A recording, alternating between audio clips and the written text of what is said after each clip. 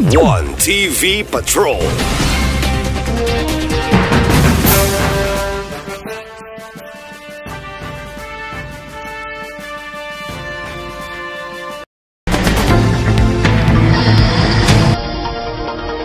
Gipahinumdum sa konsiho ang CTMS o City Traffic Management Services nga ibalik pagpahugot ang pagbadlong sa mga behikulo nga may parking sa gibawal nga mga lugar sa kadalanan sa sentrong bahin ng syudad. Mismo si Land Transportation Office Usamis District Head Salome Navarro ang mipadangat sa mga obserbasyon ngadto sa huwanan sa konsiho sa gipahigayon nga public hearing labot sa City Traffic Lights Proposed Ordinance dili palang dugay. Matud pa ni LTO Usamis District Head Salome Navarro nga ang mga dalan nga dool kayo og crossing og intersection dili mahimong parkingan gumikan kay maglisod ang mga sakyanan pag maniobra paliko nga posibleng makalangan sa dagan sa trapiko o baka makabundol.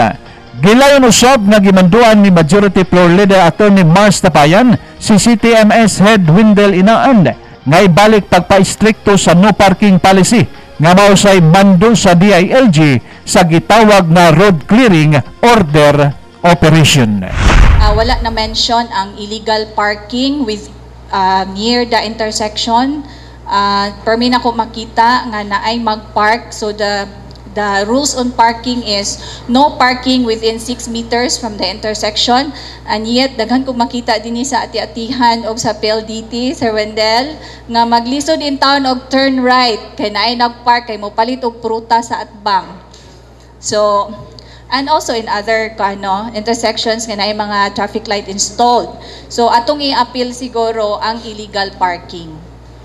Okay, Sir Wendell, you heard Ma'am Salome, no?